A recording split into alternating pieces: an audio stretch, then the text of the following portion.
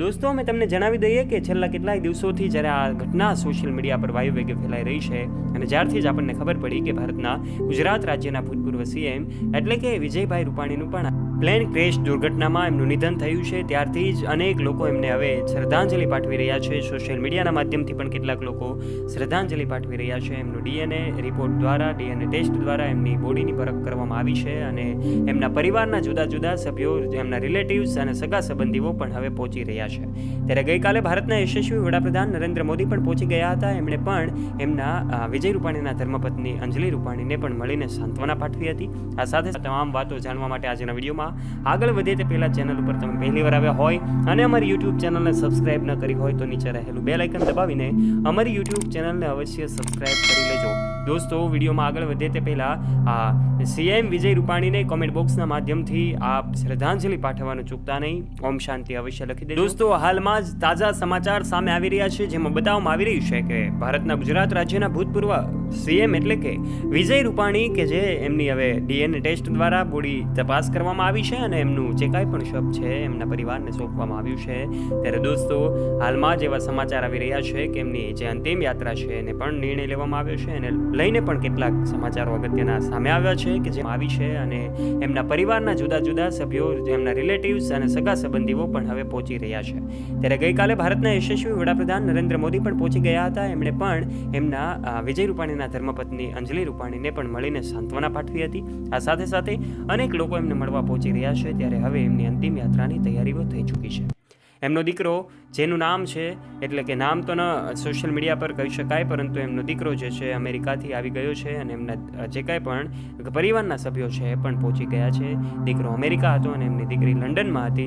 ત્યારે લંડનમાં એમની દીકરીને મળવા જઈ રહેલા વિજય રૂપાણી આખરે એમની દીકરીને મળી ન શક્યા અને એમનું જે કાંઈ પણ પ્લેન ક્રેશ દુર્ઘટનામાં છે અવસાન થયું છે. ત્યારે આ ગુજરાતના સંવેદનશીલ સીએમ તરીકે જેઓએ ખૂબ સારી એવી ભૂમિકા અર્પણ કરી હતી, એમાં લોકોના ટોળા ઉમટી પડ્યા છે. દોસ્તો, આમ તો એમનું નિવાસ સ્થાન રાજકોટની જે ઘટનાઓ છે, રાજકોટમાં એમની ઘરની સામેની બાજુ જ લોકોની ભીડ જામી ગયું છે. ત્યારે આ સમગ્ર ઘટના વિશે શું તમને ખબર છે?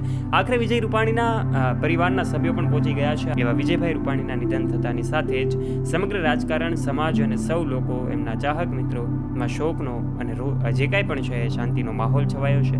ત્યારે દોસ્તો, હાલમાં જ આ સમાચાર જ્યારથી સોશિયલ મીડિયા પર ફેલાયા છે ત્યારથી સૌ લોકો નવાઈ પામી રહ્યા છે કે એમની અંતિમ યાત્રામાં લાખો લોકોની જનમેદની જામી ગઈ છે. એમના ઘરની સામે પણ ભીડ જામી ગઈ છે. ત્યારે આટલા બધા લોકોની જનમેદની જે દર્શાવે છે કે વિજય રૂપાણી પ્રત્યે લોકોનો પ્રેમ કેટલો હતો. ત્યારે આ અચાનક જ્યારે આ દુર્ઘટના ઘટી છે ત્યારે સૌ એમને શ્રદ્ધાંજલિ પાઠવવા માટે એવા સમાચાર સોશિયલ મીડિયા પર ખૂબ વાયુ વેગે ફેલાયા છે જેમાં બતાવવામાં આવી રહ્યું છે કે સીએમ સાહેબના જે દીકરાઓ છે અને દીકરીઓ છે, આ સાથે જ એમના સગા સંબંધીઓ છે, હવે આ ભારત આવી ગયા છે અને અમદાવાદ ખાતે રવાના થઈ ચૂક્યા છે. ત્યારે દોસ્તો, આ તસવીરો અમે સીધા દ્રશ્યો તમને બતાવવાની કોશિશ કરી રહ્યા છીએ. આ તસવીરો છે અમદાવાદથી આવી રહી છે જેમાં સીએમ સાહેબના દીકરા એટલે કે એમના દીકરો અમેરિકાથી આવી પહોંચ્યો છે અને એમની જે કાંઈ પણ છે વાઈફ એ પણ ગઈકાલે પહોંચી ગયા હતા અને ત્યારે હવે ટૂંક સમયમાં જ એમની અંતિમ ક્રિયા છે થશે અને ત્યારે લોકોની જનમેદની ખૂબ જામી ગઈ છે. અનેક લોકો એમની સાથે જોડાયા છે અને આ પ્લેન ક્રેશ દુર્ઘટનામાં 300થી વધારે લોકો જે અવસાન પામ્યા છે એમના પરિવારના સભ્યોને પણ જે કાંઈ પણ છે માહિતી આપી દેવામાં આવી છે. ત્યારે દોસ્તો, આ ઘટના ખૂબ જ દુઃખદ છે. સૌ દિવ્ય આત્માઓ માટે આ કોમેન્ટ બોક્સના માધ્યમથી શ્રદ્ધાંજલિ પાઠવવાનું ચૂકતા નહીં અને એમના પરિવાર પર આવેલી આ દુઃખની ઘડીને સહન કરવાની શક્તિ ઈશ્વર આપે એવી પ્રાર્થના કોમેન્ટ બોક્સમાં અવશ્ય કરજો. ઓમ શાંતિ અવશ્ય લખજો. વિડીયોને એક લાઇક કરી દેજો, તમારા દરેક ગ્રુપમાં ફ્રેન્ડ્સ સાથે શેર કરી દેજો તથા આવા રસપ્રદ અને રોચક વિડીયોઝ નિહાળવા માટે અત્યારે જ નીચે રહેલું બેલ આઇકન દબાવીને અમારી યુટ્યુબ ચેનલને અવશ્ય સબસ્ક્રાઇબ પણ કરી લેજો.